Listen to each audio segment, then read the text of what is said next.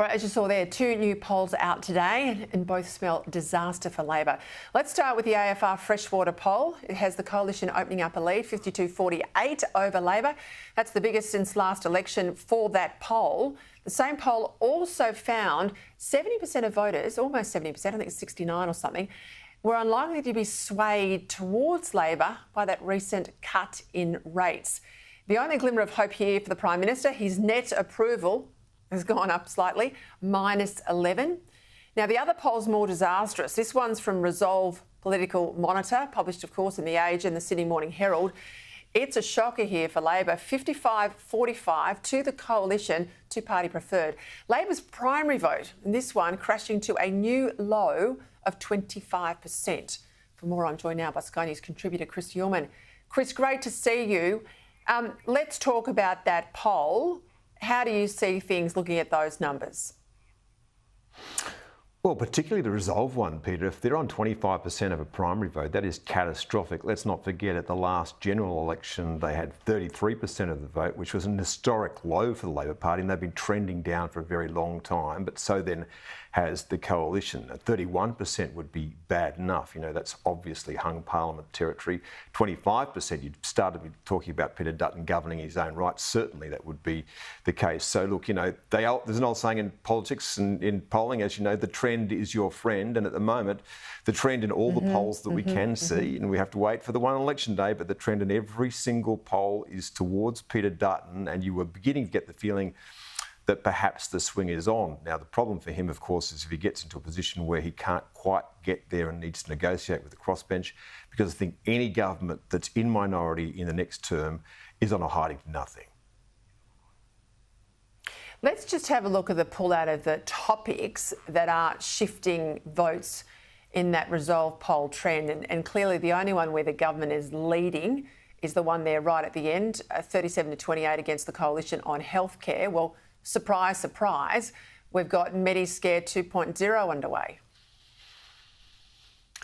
Yeah, and that's why it's happening at the moment, and that's precisely where the Labor Party's gone. In fact, the last two elections, and clearly sees some profit in doing that again. I am a bit disturbed that the Coalition immediately signs up for the Labor Party's spending plan, because neither of them have a plan on how to pay for it, and we seriously have problems with Australia's debt at the moment. So I don't like to see a bidding war when we have no money, but money that we borrow to spend with. However, if you look down that Resolve poll, and I was going through it this morning, on every matter that counts, and particularly on cost of living, the Coalition is well and truly in front of Labor. Cost of living, national security, you name it, crime. The Coalition leads the Labor Party on every measure that matters, until you get down to welfare and that sort of thing, where the Labor Party pulls ahead of the Coalition. So all of the trends are trending away from the Labor Party at the moment.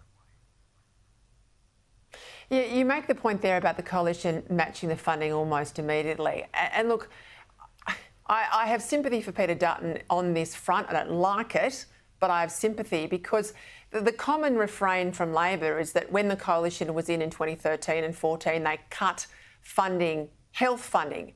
Well, in fact, they didn't.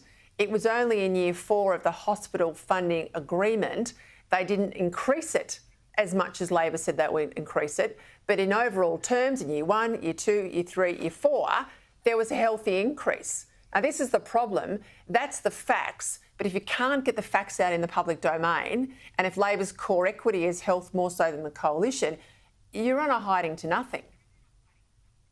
Yeah, and I do understand it as well. I think one of the most effective campaigns that I have ever seen is the one that Bill Shorten ran against Malcolm Turnbull, where on the morning of the election I was getting out at Central Station, and as I left, someone handed me something that looked exactly like a Medicare card.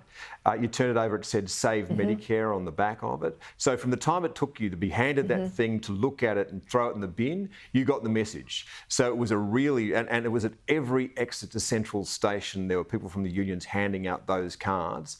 And remember, on the election night, Malcolm Turnbull very much blindsided by the fact that that election campaign with Bill Shorten saying save Medicare for the last couple of weeks bit really hard. So I understand where the Coalition is coming from. I understand why it would want to blanket any of these things to try and cover off what the Labor Party is doing, but I also think that it comes at a great cost for the community in the long run. And I can't say that throwing more and more and more money at these things actually makes them any more effective. I think we've got to look at government funding in total and ask the question, are we getting value for money right across the board? Particularly when there's so much funding overlap and duplication with the states in this area. Let's go to ARC, because we were both there obviously last week in London. You had the chance to speak with the new US Secretary of Energy, Chris Wright. Here's a little of what he had to say.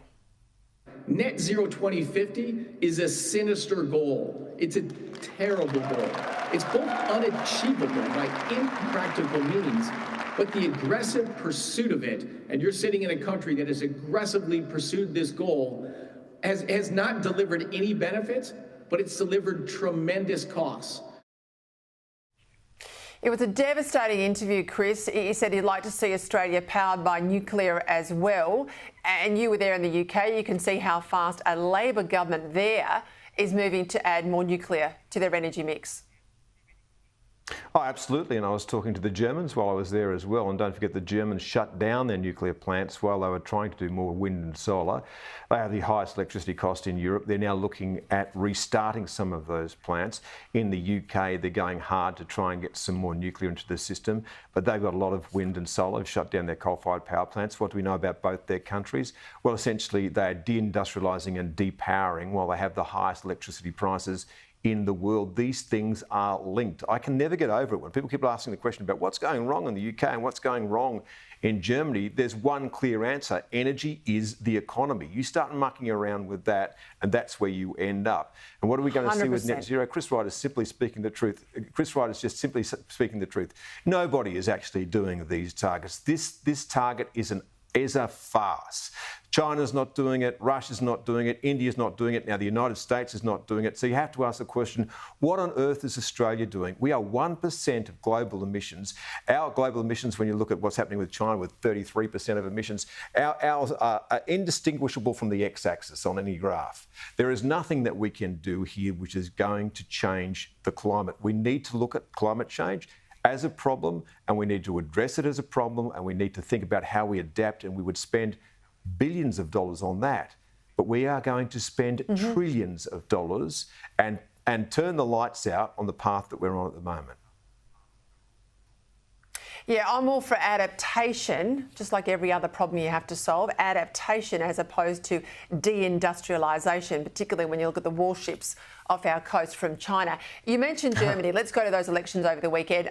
A massive win there for the Conservatives, the Christian Democrats, formerly led poorly in the end, certainly by Angela Merkel. About 30% of the votes gone their way. The far-right Alternative for Germany party, the AfD, they've had the biggest gains. They've shot to second place.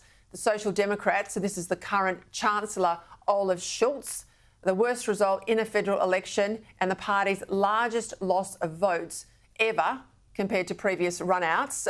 This is now a trend, Chris. We've seen it in a number of countries, but I'm not surprised by this result in Germany, particularly on the back of that Merkel migration and how it's played out in energy too.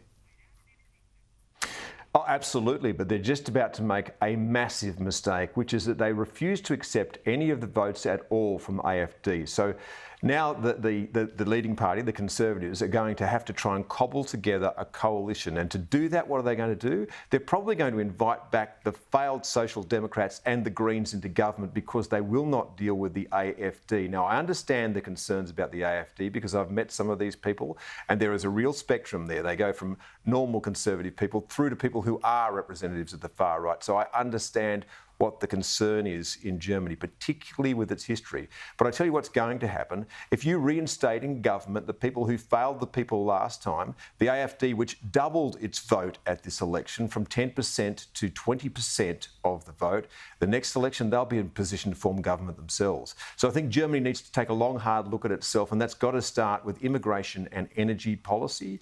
And if the AfD is offering its votes to assist the government in trying to make some moderate changes to those things, surely it would be more sensible to take those than continue down a path which the German people have said is failing. And that's a point made very eloquently the other day by JD Vance at the Munich Council. Thank you, Chris. Great to have you back.